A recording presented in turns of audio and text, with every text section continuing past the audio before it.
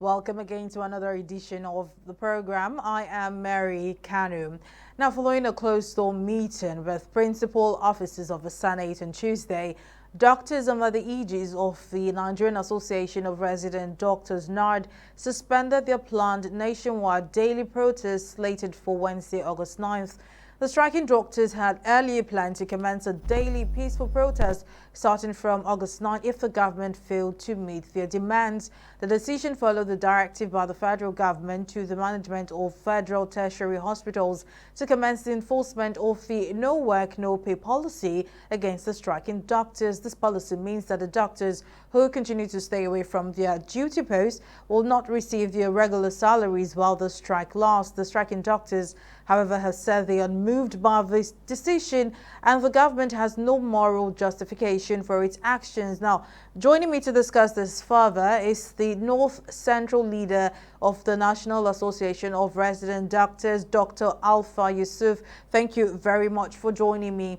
Now, under Nigerian law, workers' unions are on strike are typically entitled to their total salaries. However, the government can invoke the no work, no pay rule if it deems the strike illegal or unjustified. In the case of NARD, why do you think the federal government regards the strike action in those terms?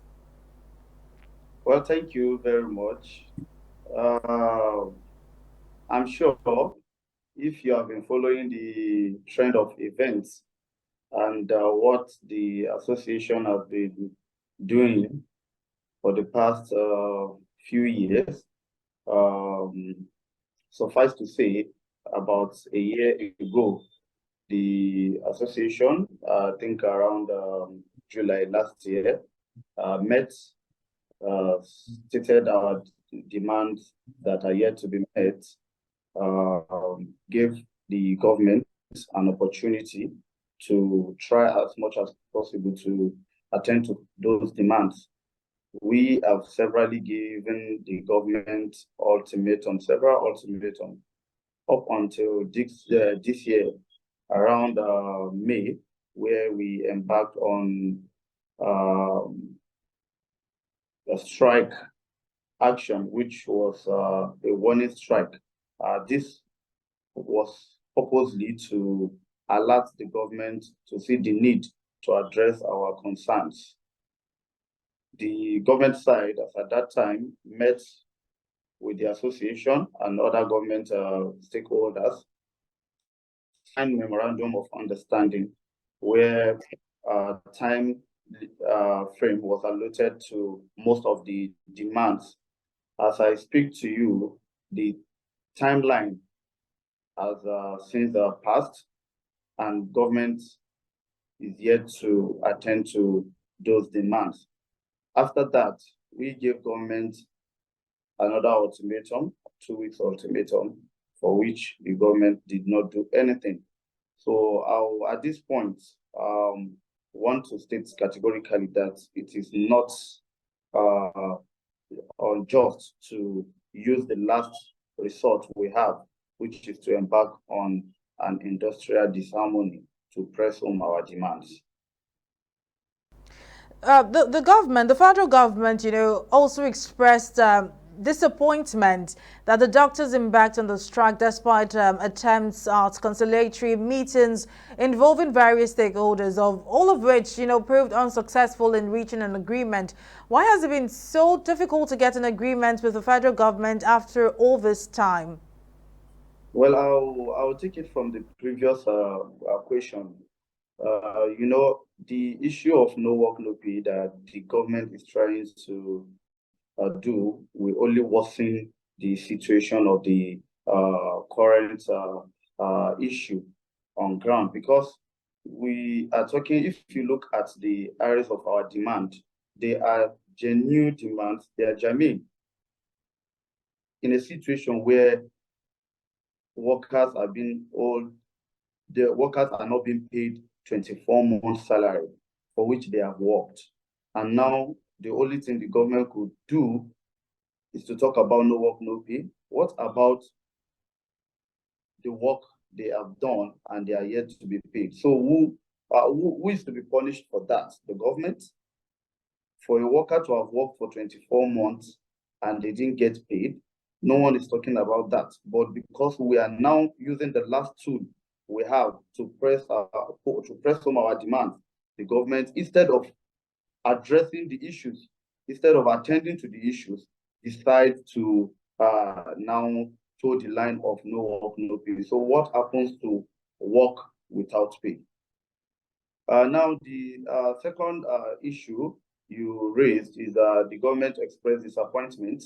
Well, we also are disappointed because we expect that as government officials, who should know that the health of Nigerians is very important to them, which is part of their responsibility. They should do all things in their capacity to ensure that all necessary things in terms of making sure that remuneration of healthcare workers have been attended to, and to ensure that the facilities are present in the hospital for doctors or healthcare workers to work with, and then we would have been able to take care of our patients. And if you look at it critically, most of these issues that we have raised would have been attended to, and by then, government would have been able to avert this industrial disharmony in the first place.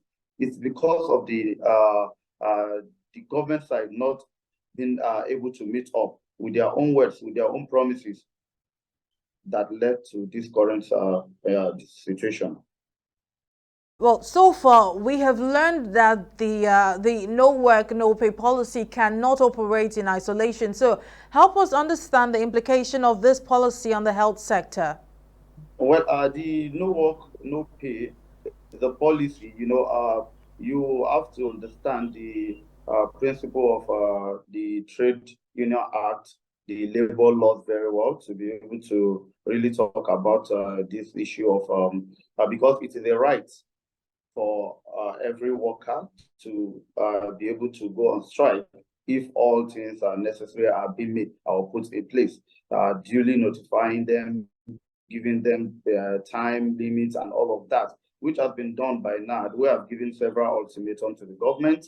We expect that within those periods, the government side would have been able to do the needful to be able to avert this issue of strike. And also, we will not be here talking about no work, no pay. I feel it's a tool that the government decides to use as a way of blackmailing healthcare workers. In the first place, healthcare workers are not to be allowed to even embark on strike if at all the necessary things that are needed have been done. If all their welfare issues have been addressed, no healthcare worker will want to embark on industrial disharmony in the first place, because we all know what it takes to attend to our patients who we love so much. But in the spirit of the law for the common Nigerian, is the reason why we're on strike, because, a hungry healthcare worker, a hungry doctor is a dangerous doctor. A doctor that has not been paid for 24 months, doesn't even have food to eat, doesn't even have money to pay for his bills, to pay his children's school fees and all of that. How do you expect that a doctor to work with all his sanity to take care of patients? So really, if you look at it critically, this strike is to help Nigerians, and Nigerians need to know that government needs to take care of the healthcare system. I have mentioned it in several fora that now government needs to work on budgetary allocation to health, according to Abuja Declaration, who states that the budgetary allocation to health should be 15%.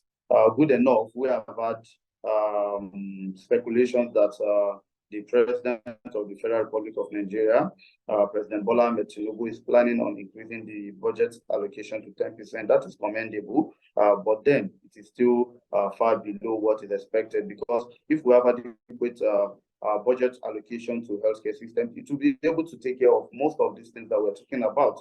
The facilities will be well funded. There are going to be equipment in all our hospitals for our doctors to work with. The remuneration will be very good. And once you are able to take care of all of these security challenges, good remuneration, good working environment, I'm sure there won't be any doctor that will complain or have any reason at all to embark on any industrial disharmony. Well, we have to go on a break now. So let's take a short break, but when we return, the program will continue. Join us again.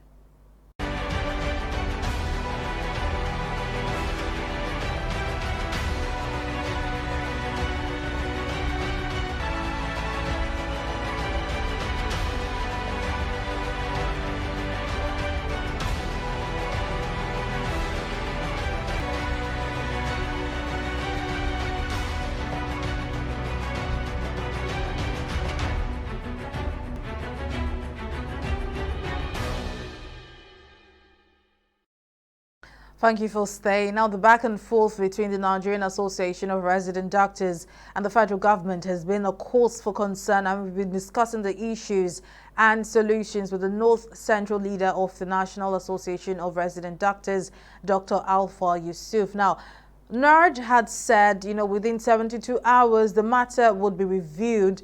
Is there any development in that regard? Yes, we appreciate the government officials that have tried to intervene in this matter. Worthy to note, the House of Assembly, the Speaker, House of Assembly, the Senate President, and the Presidency, they have all tried to see what they could do to intervene in the matter. So initially, the association was planning on a nationwide mass protest to call attention of the government once again to our issues, to know that we don't also enjoy being on strike. We want our demands to be attended to so we can go back to work. But then, if you are not being well taken care of, how do you have the stability to even carry out your daily activity? So, in the spirit of their intervention, they have requested for 24 to 48 hours to attend to our demands, which we duly granted them. And because of that, we suspended our initially planned nationwide protest in a way to appreciate their intervention, while hoping that they keep to their promise and their words of 24 to 48 hours, which is supposed to elapse. And the reason why the association, in its own sense, the NEC decide to instead of the 48 hours, 24 to 48 hours, to give them 72 hours of grace to attend to these demands as they have promised, after which the NEC will reconvene to assess the progress so far. If we see that our demands are attended to, why not? We'll now take the necessary action afterwards. So we know that the military has assured Nigerian doctors resident abroad of their place in the nation's military hospitals if they are willing to return. So what are your thoughts on this invitation? I think it's a good initiative. It's a good development. Like we tell people all the time, we are patriotic Nigerians, and Nigerians are so patriotic that they want to stay behind if all things are good, if all things are okay. If the security issues are being addressed, the remuneration is good, and they can be able to take care of themselves, their families, pay their bills, and all of that, they will come back to Nigeria and work. We keep talking about brain drain and all of that. The reason why people leave the country are because of the push and pull factors that are so enormous, and the country needs to really sit back and look into it, because if nothing is done, we might end up in a period where the healthcare system will collapse or crash, because now it is not even only doctors leaving the country, nurses are also leaving the country, other professionals are leaving the country for where they get better remuneration, which is very key looking at the current situation of the country. So I think that initiative by the military is very, very is a welcoming one. They all need to put all things together to ensure that what will be a pull back factor for those doctors that are abroad is there, and also the doctors that are in the country will also key in if the remuneration is very good and more palatable to them. Let's talk about the exodus of skilled workers that Nigeria's health sector faces. You know, this brain drain in the health sector is rising to a crisis level and has become hard for Nigeria to retain its skilled medical workers. And, you know, with the failure of the government to effectively respond to unending complaints over poor salary and welfare packages. So just how serious do you think the situation will become? The situation, the brain drain in the country is so much that you know, the to get a statistic for it is very difficult because the statistics kept changing period to period, because as we speak there is either a doctor at the airport leaving the country, or there's a doctor working on the visa leaving the country, or there's a doctor thinking of leaving the country, or a healthcare worker that's already planning to leave the country. So I tell people every second a Nigerian healthcare worker leave the country to another country for better pay, better remuneration, and all of that. So it's so serious that I think in the last statistic we had with us, it states that I think for every month you have about 600 doctors leaving the country based on statistics. And I know that that is getting more and more and more and more day by day, because the economic situation in the country is not easy, the remuneration is not increased, and security challenges are there. The hospital facilities are very poor. So it becomes a push and pull factor for most of us to want to leave the country to other countries where they feel they can get better remuneration, where they feel they can have a security for themselves, their lives, and their properties, and their family members, and also where they feel they can have enough to pay their bills and also to cater for their children. So if nothing is done, I assure you it's going to keep getting worse. But we believe and hope in the renewed hope of Mr. President that is going to pay attention to the healthcare system as he has promised during this campaign, and which we have heard from speculation that is trying to increase the budgetary allocation to health to 10% and above. We hope he's able to really pay attention to the healthcare system of the country. And if it does that, really, it's going to have an impact. And what should it do? It should work on remuneration. It is very, very important, except to want to lie to each other, because what you need to even fuel your car to go to work every day and come back, if you take that away from what you have been paid as your monthly salary, what you're going to have left will not be enough for you to even buy food to eat, not to talk of pay bills and pay your children's school fees, and everything is on the high now. So really, they need to work on remuneration, and that was why we're crying about review of commerce to what it used to be in 2009, because what we're currently receiving is far, far, far, far less than what the value was as at 2009. All right, now, NORD N'Central leader of the National Association of Resident Doctors, Dr. Alpha Yusuf, thank you very much for your time and your contribution. Thank you. And that's how much we can take on this edition of the program. Thank you for watching. I am Mary Kanu.